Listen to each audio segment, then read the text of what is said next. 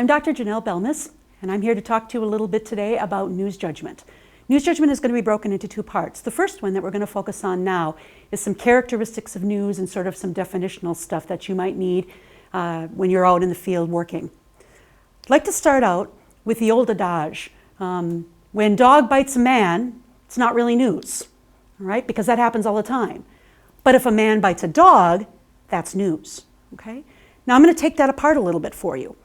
There may be a time when a dog biting a man is news, particularly maybe if it's a dog biting a president or a mayor or a senator or somebody else important, maybe Paris Hilton. And there might be a time when a man biting a dog isn't news, like if the man has bitten a dog 50 times before, or if there are a bunch of men biting dogs. There's a whole bunch of things that go into the idea of news judgment. If news judgment is confusing to you, you're not alone. You will not be the only person who will have struggled with it, and it certainly will come to you over time. Let's talk a little bit about some definitions of news judgment. The simplest definition of news judgment is the ability to determine which stories are most interesting and most important to readers. And we're thinking about your readers and stories that are critical or important to them. Okay? An editor is going to decide where stories run and where they will run, either on the broadcast, online, or in a newspaper. But it is up to reporters and writers to find stories that compete for that prime space, whether that's first in the newscast, front page above the fold in the paper, or first on the website. Now again, if you're confused by this, don't worry, it'll become a little bit clearer as we go on.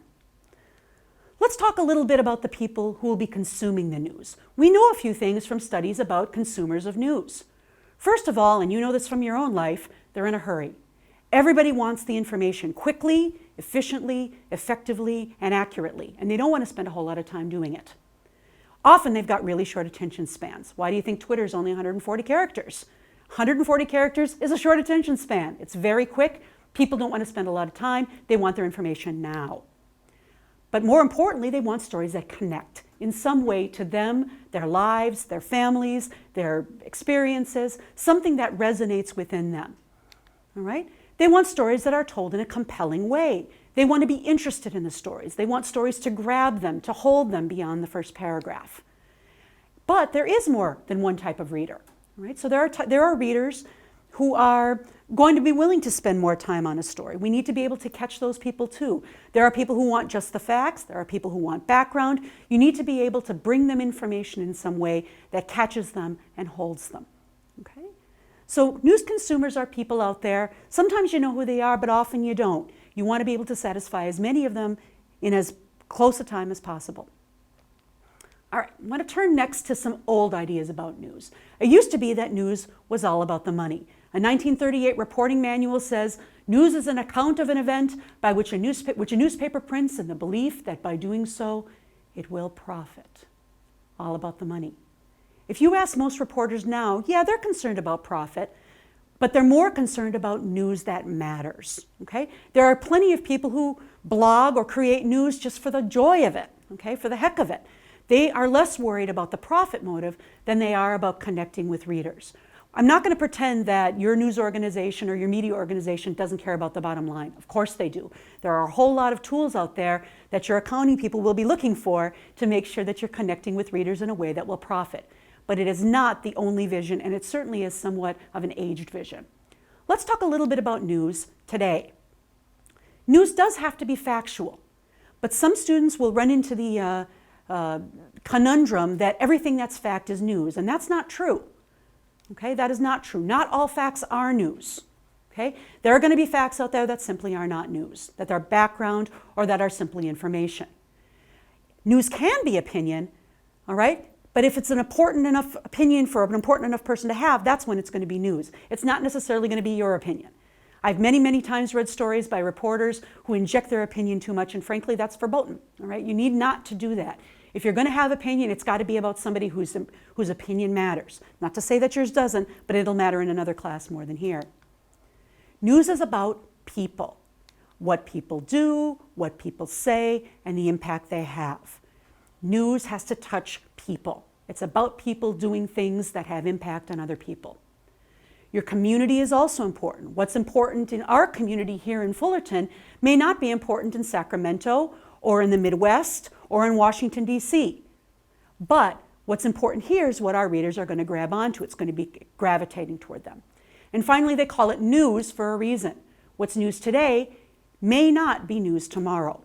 Okay? So these are some general ideas to keep in mind as we turn to some of the more basic definitions in helping you develop your own news judgment.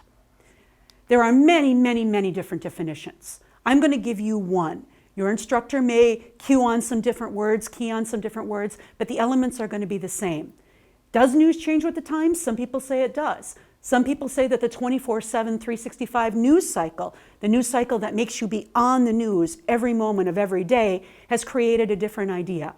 I'm going to teach you something that I think you'll be able to carry with you despite the times, and that is the CRIT formula. Consequential, relevant, interesting, and timely. Okay?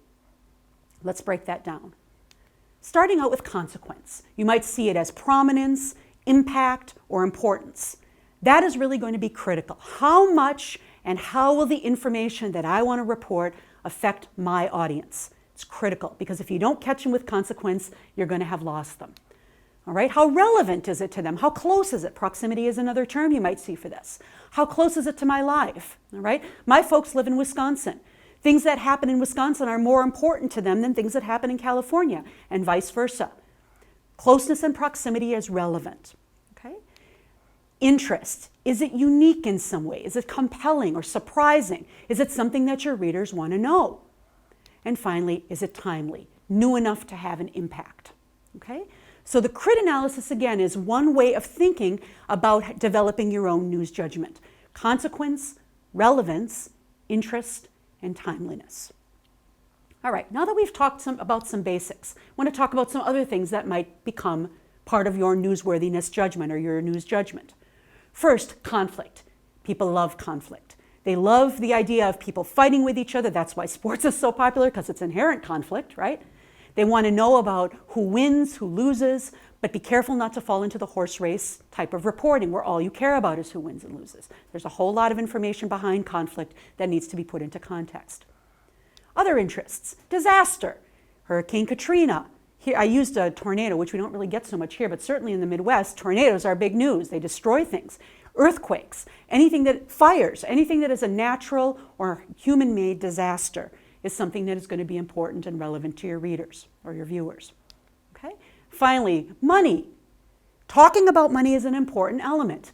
There was a big LA Times story where the reporters found out that the city of Bell's managers were making hundreds of thousands of dollars. That's important. That was particularly important to the people in Bell, but it also had more broad appeal because other communities started wondering what their community leaders were making. Progress. How is the building of the building progressing? How is the building of the bridge progressing? How is our budget negotiations going? Anything that reports some sort of progress might also be newsworthy. And lastly is something odd or weird. Is something strange like the idea of a man biting a dog. That might be something that draws you in. All of these factors have potential to influence the CRIT elements, whether or not they bring it closer, more important, or more timely. Let's talk a little bit about the difference between hard and soft news.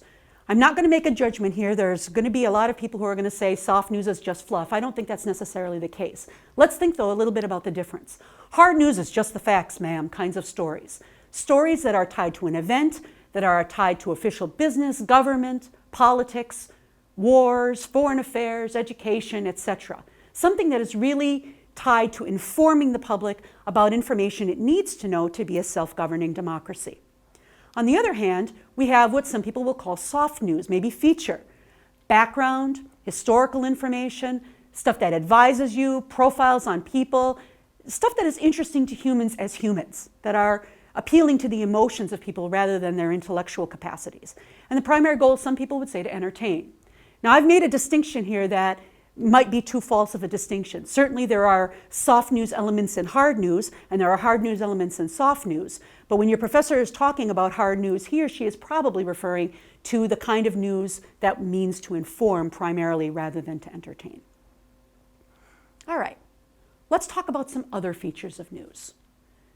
News has to be accurate, okay? I cannot stress that enough. News has to be accurate. You got to spell the names right. You got to get the addresses right. You have to get the details right. Once you start losing your audience on factual errors, you lose your audience for good. So I cannot stress enough how important accuracy is. That's why your instructor may well ask you to provide contact information for the people that you interview so they can double check the accuracy of the information and the spellings of names. We'll talk more about that in a later module as well, about verification and validation. News also has to be balanced, right? You're not writing opinion pieces here. You're reporting a balanced perspective on an issue that is important to people in the community. Don't overemphasize, don't underemphasize. Again, this comes with practice.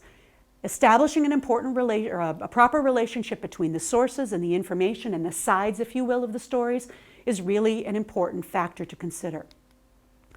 And they need to be objective, impartial, all right? In other words, your opinion certainly does count, but when you're writing a news story, inserting things like, and by the way, I think the mayor lied, is probably not the best idea, all right? Certainly you can work with your editorial staff to write an editorial on that line, along those lines, but you should not in a news story be biased. All right, let's talk about a few issues here, a few ideas here of what might be newsworthy and what is not newsworthy. We'll start with an easy one.